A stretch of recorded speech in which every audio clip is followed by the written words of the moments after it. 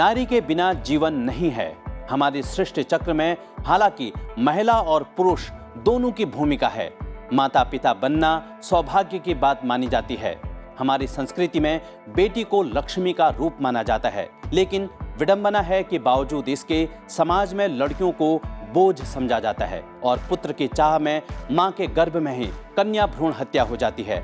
आज के जमाने में अल्ट्रासाउंड स्कैन जैसी तकनीक का इस्तेमाल लिंग परीक्षण जांच के लिए किया जाता है। इसके बाद वही होता है जैसा आपको पहले बताया। यह तकनीक का बेजा इस्तेमाल है। ये गलत है, नैतिक और कानूनी तौर पर, और इसी घोर अपराध को रोकने के लिए एक कानून बनाया गया।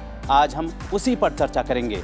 नमस्कार, मैं हूं नरेंद्र सिंह। स्वागत है आपका कानून की पाठशाला में। और आज बात होगी गर्भधारण पूर्व और प्रसव पूर्व निदान तकनीक लिंग चयन प्रतिषेध अधिनियम 1994 के प्रावधानों की।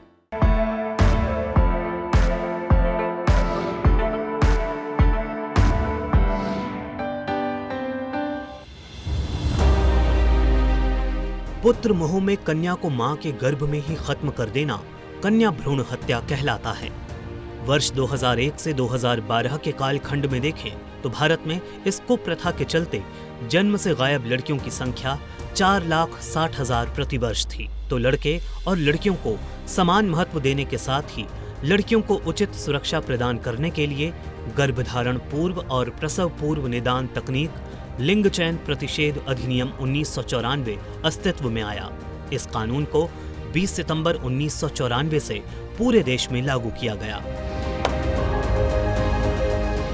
कोई भी व्यक्ति जो प्रसव पूर्व गर्भाधान लिंग निर्धारण सुविधाओं के लिए नोटिस, परिपत्र, लेबल, रैपर या किसी भी दस्तावेज के रूप में विज्ञापन देता है या इलेक्ट्रॉनिक या प्रिंट में या अन्य मीडिया के माध्यम से विज्ञापन करता है या ऐसे किसी भी कार्य में लिप्त होता है तो उसे 3 साल तक की कैद की सजा और 10,000 से 50,000 रुपए तक का जुर्माना हो सकता है। दूसरी बार पकड़े जाने पर 5 वर्ष की कैद और 1 लाख रुपए तक का जुर्माना हो सकता है। इसके साथ ही लिंग जांच करने वाले क्लिनिक का रजिस्ट्रेशन रद्द कर दिया जाता है। इसके अलावा भारतीय दंड संहिता की धारा 313 के तहत स्त्री की सहमति के बिना गर्भपात करवाने वाले को आजीवन कारावास या जुर्माने से भी दंडित किया जा सकता है। इसके साथ ही आईपीसी की धारा 314 के अंतर्गत 10 वर्ष तक का कारावास या जुर्माना या दोनों से दंडित किया जा सकता है।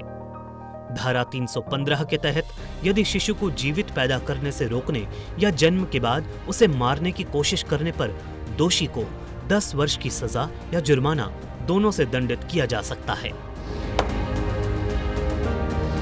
इस कानून में वर्ष 2003 में संशोधन किया गया।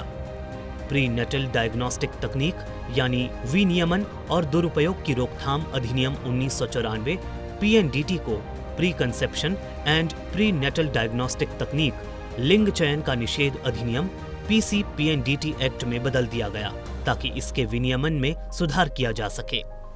संशोधन के अनुसार मुख्य रूप से पूर्व धारणा लिंग चयन की तकनीक को अधिनियम के दायरे में लाना शामिल है।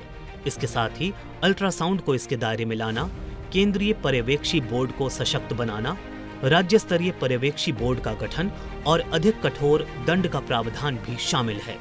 किन परिस्थितियों में कानूनी रूप से किया जा सकता है गर्भपात?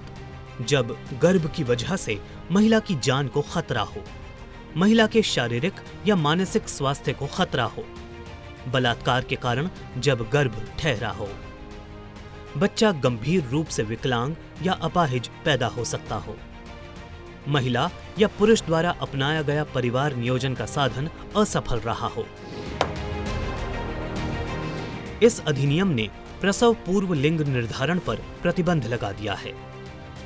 अधिनियम को लागू करने का मुख्य उद्देश्य गर्भाधान के बाद भ्रूण के लिंग निर्धारण करने वाली तकनीकों के उपयोग पर प्रतिबंध लगाना और लिंग आधारित गर्भपात के लिए प्रसव पूर्व निदान तकनीक के दुरुपयोग को रोकना है। ये अधिनियम गर्भाधान से पहले या बाद में लिंग की जांच पर रोक लगाने का प्रावधान करता है।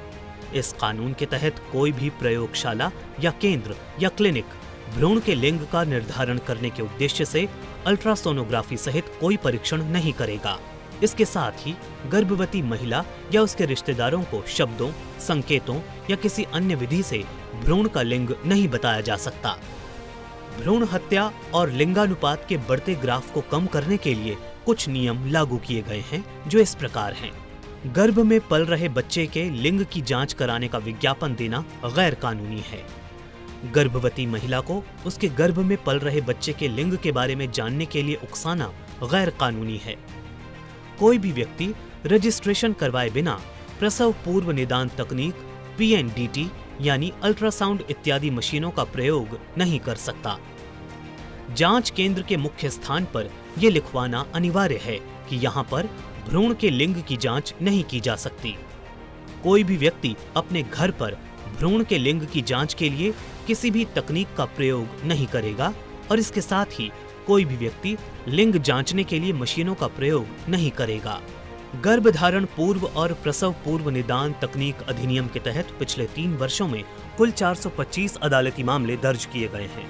इसके साथ ही अधिकारियों द्वारा बरी किए जाने के खिलाफ कुल 90 अपील दायर की गई हैं। देश में PCPNDT अधिनियम के तहत किए गए अपराधों के लिए अब तक कुल 3,521 अल्ट्रासाउंड मशीनों को सील कर जब्त किया गया है। नारी अस्य समाजस्य कुशला वास्तुकारा अस्ति, अर्थात महिलाएं समाज के आदर्श शिल्पकार होती हैं। आज भारत की बेटियां देश और समाज का सृजन करने में बड़ी भूमिका निभा रही हैं। हमारी सरकार ने भी बेटी बचाओ और बेटी पढ़ाओ का नारा दिया है, पर जमीन पर बदलाव लाने की जिम्मेदारी आपकी और हमारी है। जान लीजिए, किसी कन्या का अपनी मां की कोख में सुरक्षित होना तभी जन्म के बाद वह एक बेटी, बहन, पत्नी और मां के रूप में हमारा संसार पूरा करेगी। तो कानून की पाठशाला के अगले एपिसोड में फिर मिलेंगे एक नए कानून के प्रावधानों की जानकारी के साथ। तब तक के लिए मुझे दीजिए इजाजत। नमस्कार।